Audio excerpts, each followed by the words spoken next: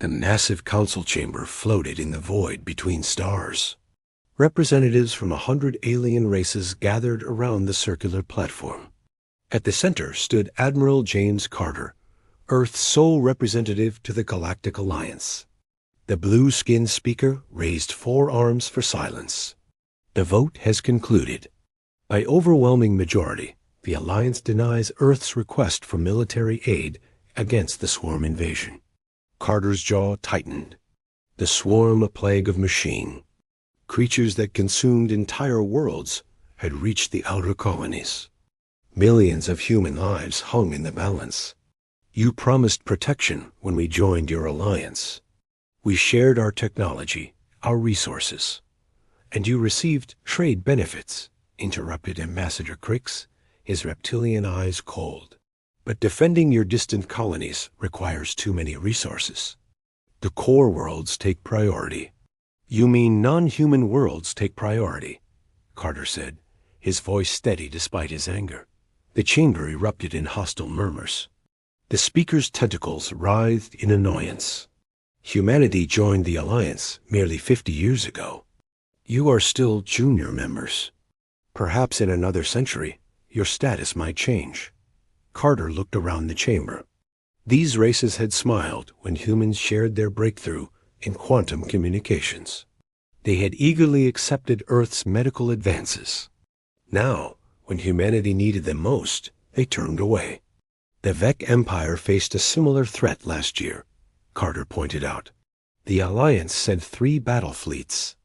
The Vec have been members for 3,000 years, said a crystalline being, its voice like breaking glass.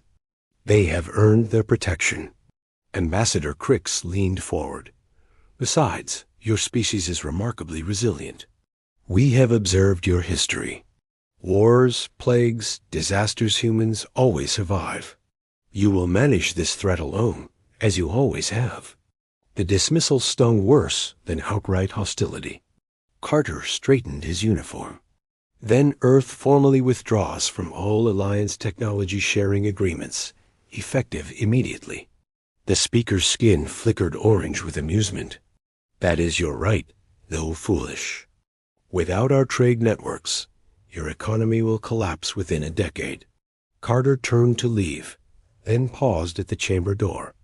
We survived alone for thousands of years before meeting you. We'll survive thousands more after you're gone. As his shuttle departed the station, Carter opened a secure channel to Earth Command.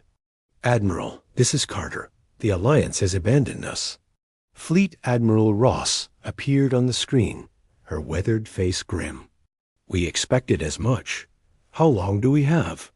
The swarm will reach the colony worlds in 6 months. Earth itself. Maybe 2 years. Ross nodded slowly. Then we implement Operation Defiance. Recall all ships. Cancel all leave. If we're going to die, we're going to die fighting. Back in the council chamber, Ambassador Crix laughed, a harsh scraping sound. Humans, so dramatic. They will beg to rejoin within a year. The speaker's tentacles curled in agreement. Their fleet is 1/10 the size of any major power. 30 ships against the swarm's millions? It is mathematical impossibility. Should we monitor their situation? Ask the crystalline being. Why waste resources? Crix replied. In 2 years, we can colonize whatever remains of their worlds. Earth has excellent farming soil. The Alliance representatives dispersed, returning to their comfortable worlds, confident in their decision. They had calculated humanity's chances of survival at less than 1%, but they had made one crucial error in their calculations. They had measured human ships, human weapons, human numbers. They had not measured human spite, human rage, or humanity's absolute refusal to go quietly into the dark. They had not factored in the thousands of retired soldiers who would return to service, the civilians who would volunteer for suicide missions, or the scientists who would work themselves to death, creating new weapons. Most importantly, they had not considered what humans would do when cornered, abandoned, and given nothing to lose. In shipyards across Earth and Mars, workers began pulling double shifts. In military academies, training programs accelerated from 4 years to 4 months. In secret research facilities, scientists dusted off weapons projects deemed too dangerous and too unethical for conventional warfare. The galaxy had made its choice. Now humanity would make theirs. The swarm was coming, but Earth's children would not run. They would not hide. They would not surrender. They would respond with fury. Asterisk, the shipyards of Earth looked like kicked ant hills. Thousands of workers swarmed over metal frames, sparks flying from welding torches that never stopped. In Dock 17, a luxury cruise liner was being gutted, its ballrooms replaced with missile tubes. Captain Maria Rodriguez watched the chaos from the observation deck. 3 months since the Alliance abandoned them. 3 months of non-stop work. Her tablet showed the numbers. 40 combat ships ready, 60 more in construction. Not enough. Not nearly enough. Captain, the new recruits are ready, Lieutenant David Kim reported. Maria nodded. How many this batch? 5,000. Ages 16 to 70. She closed her eyes. Children and grandparents, training to die in space. But they had volunteered, every single one. Start them on the simulators. 20-hour days. We don't have time for proper training. In the underground labs of Mars, Dr. Alan Park hadn't slept in 4 days. His team worked behind sealed doors, developing weapons the Alliance had banned centuries ago. Antimatter bombs. Self-replicating mines. Viruses designed to eat through metal and circuitry. This violates 12 galactic treaties, his assistant, Dr. Rachel Green, said quietly. Park looked up from his calculations, his eyes bloodshot. The Alliance already condemned us to death. I don't care about their treaties anymore.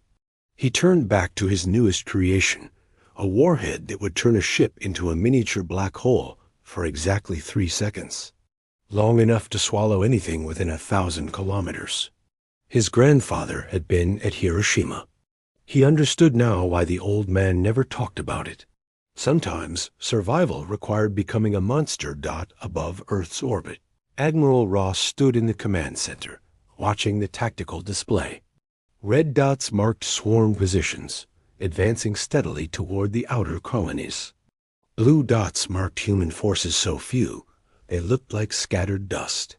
Message from New Haven Colony, the communications officer announced. Governor Smith reports successful evacuation of 2 million civilians. But 1 million are refusing to leave. Refusing? Ross asked. They're calling themselves the Colonial Guard. They've weaponized the mining equipment. They say they're buying time for Earth. Ross felt her throat tighten.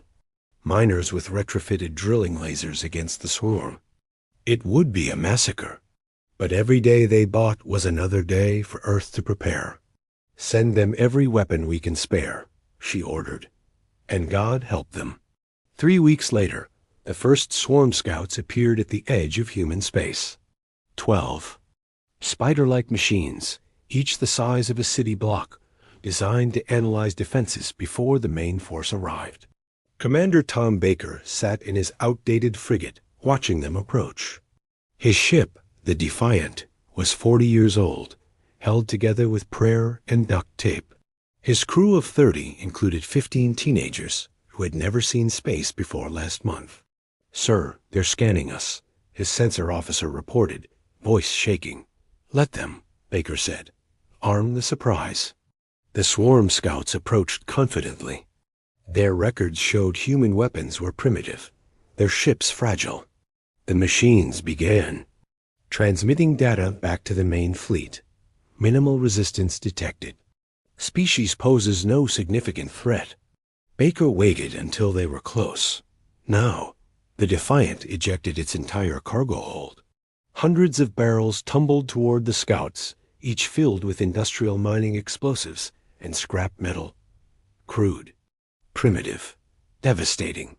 The scouts, designed to counter energy weapons and guided missiles, had no defense against what was essentially a giant shotgun blast.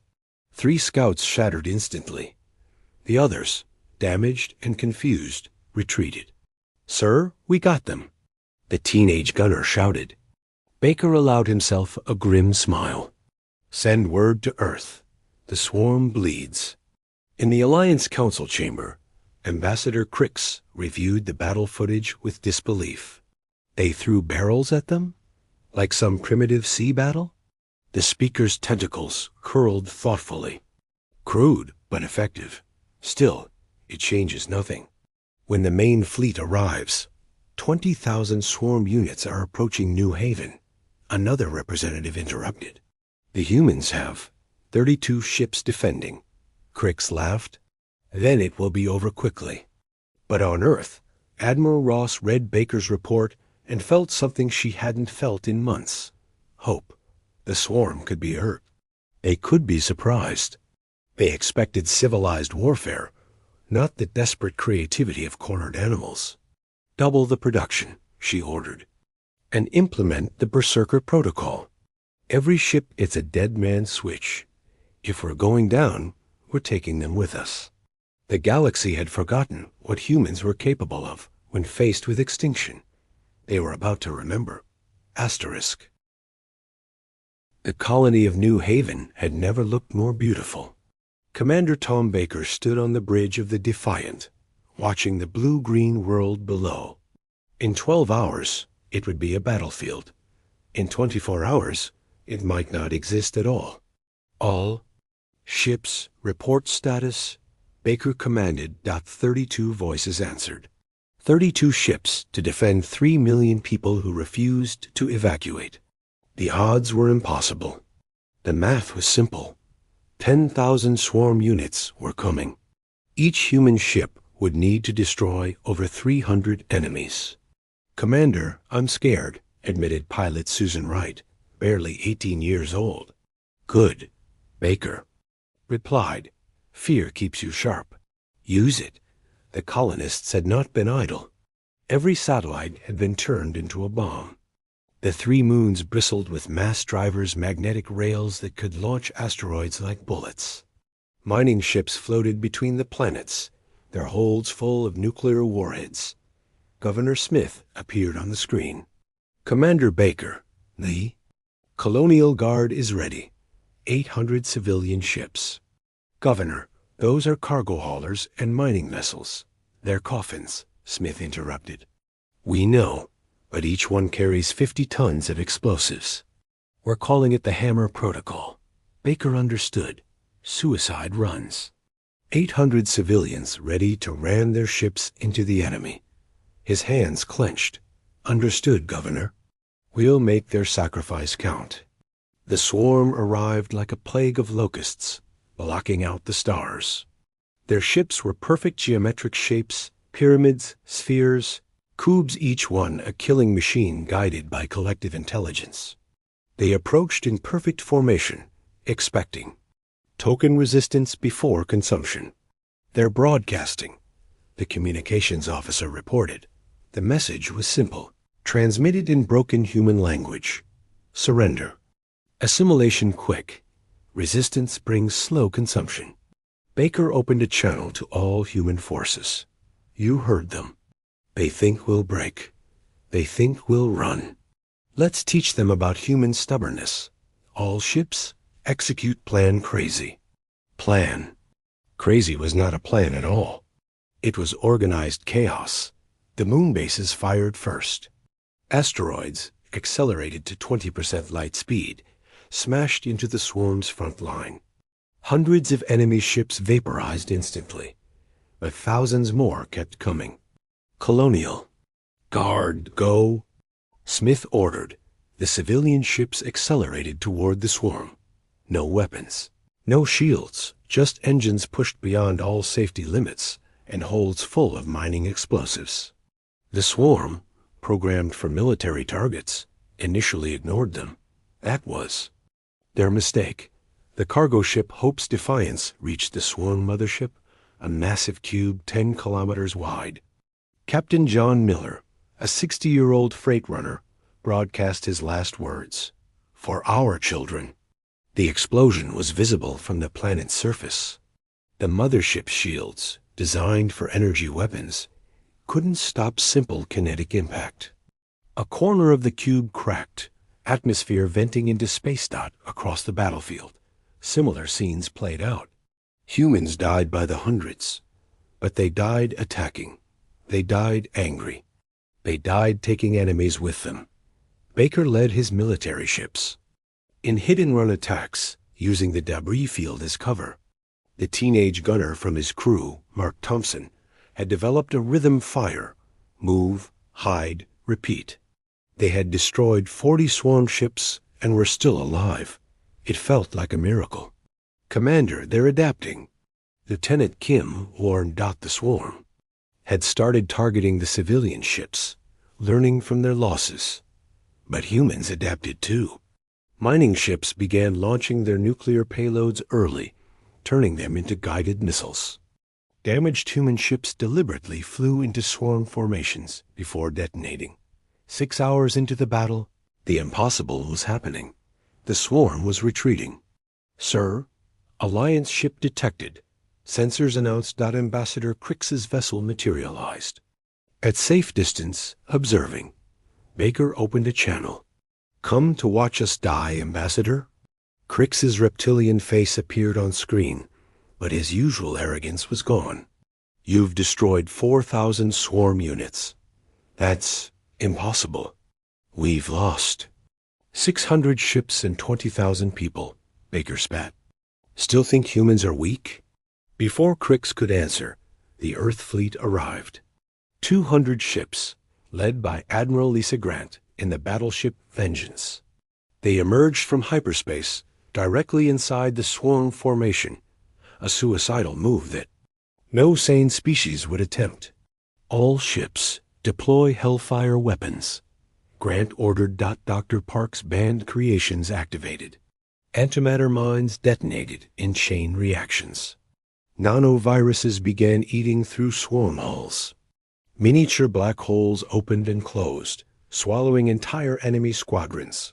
The swarm, for the first time in their million-year existence, broadcast a new message: retreat, danger, humans unpredictable. As the remaining swarm forces fled, Ambassador Crix's ship quietly disappeared. But the message was already spreading through Alliance networks. Humans had won. At terrible cost, against impossible odds, they had won.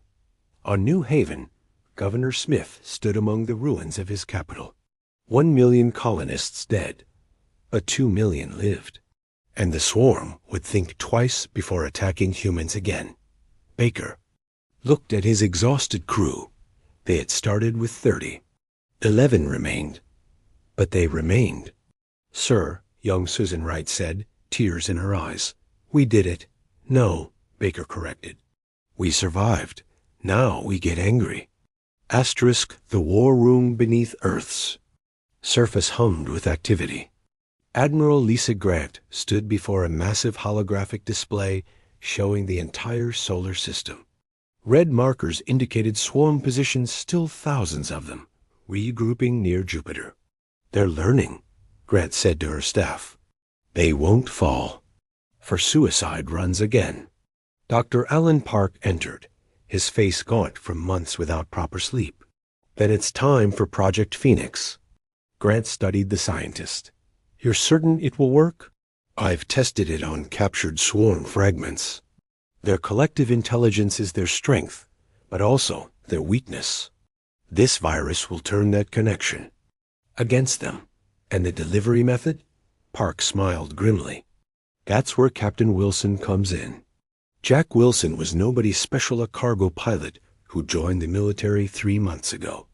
But he had one unique talent. He could fly anything. Through anything. His squadron of 12 bombers had been training for something the instructors called impossible. Listen up, Wilson addressed his pilots. We're going to fly straight through the swarm fleet, deploy the virus, and get out. The path is 16 kilometers wide. The target zone is 3 meters. 3 meters? Young pilot Alex Brown laughed nervously. At combat speed, that's impossible. I know. That's why we're doing it. The swarm calculates probabilities. They won't expect us to attempt the impossible. Meanwhile, the Alliance Council watched events unfold with growing concern. The speaker's tentacles writhed anxiously. The humans have destroyed 40% of a swarm fleet. This has never happened. They're dying by the millions to do it, Ambassador Crix pointed out, though his voice lacked its usual dismissiveness. Yes, but they're not stopping. The crystalline being observed. Most species would have surrendered by now. A new voice interrupted Ambassador Vex of the Tau Empire, one of the Alliance's founding races.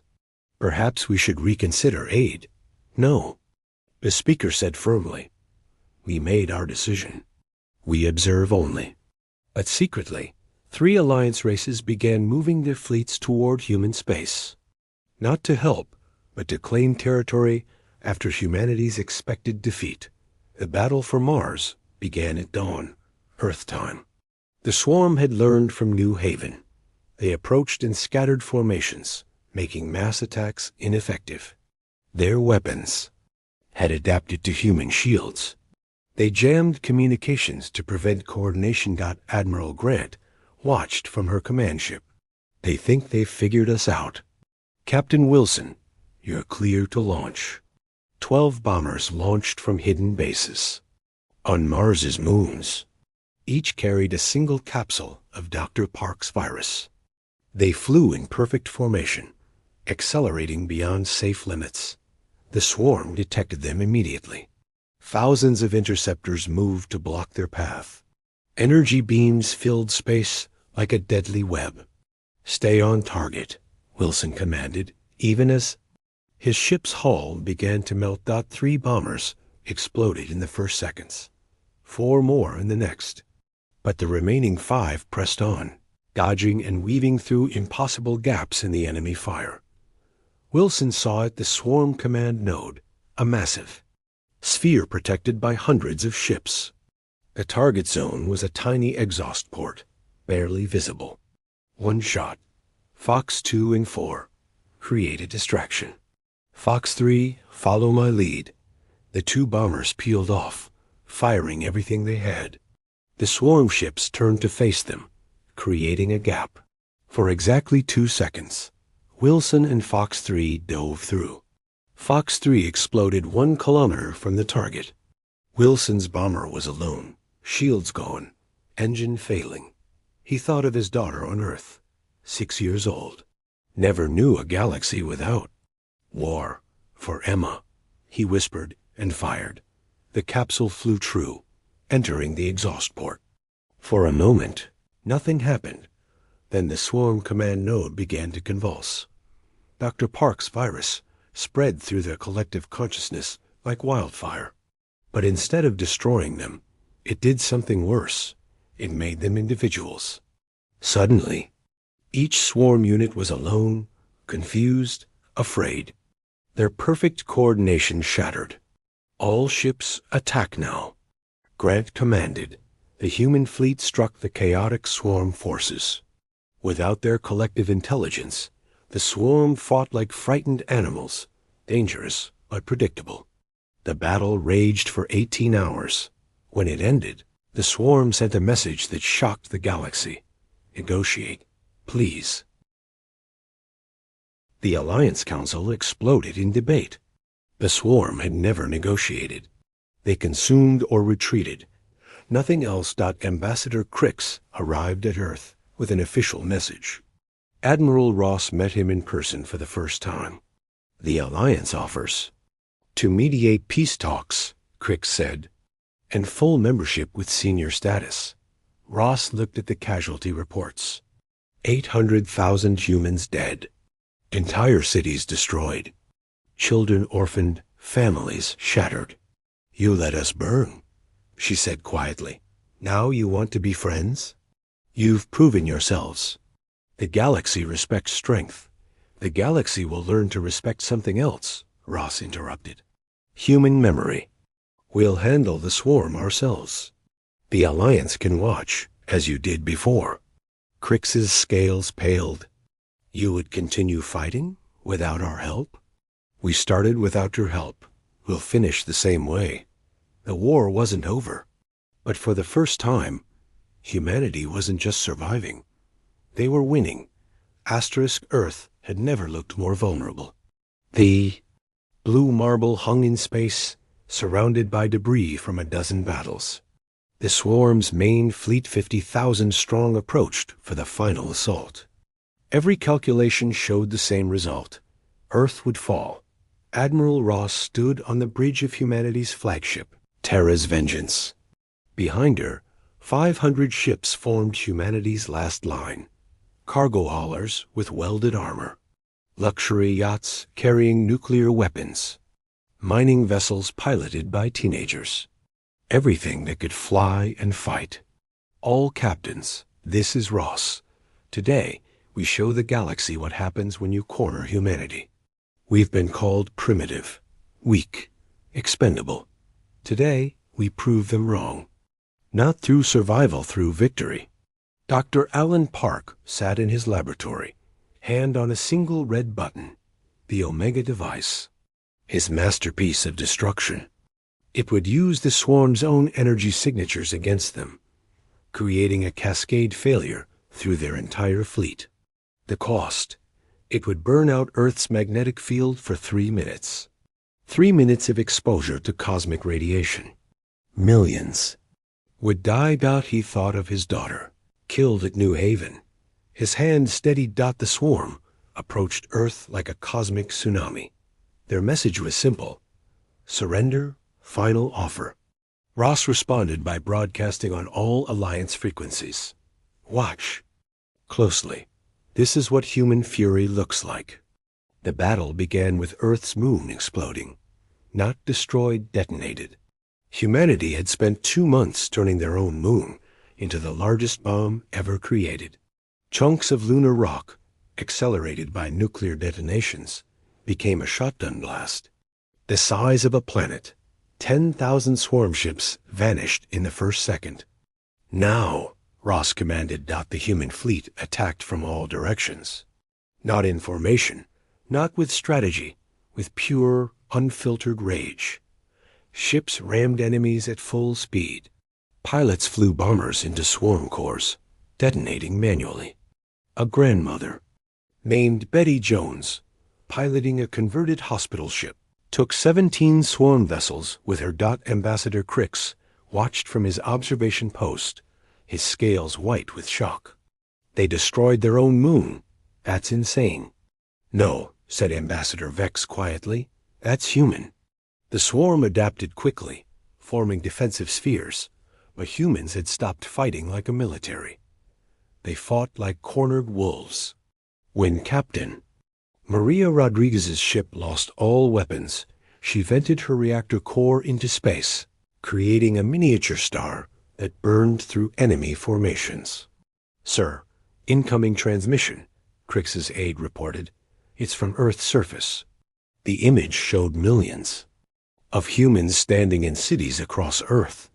Each held a weapon, guns, knives, clubs, bare hands. The message was clear.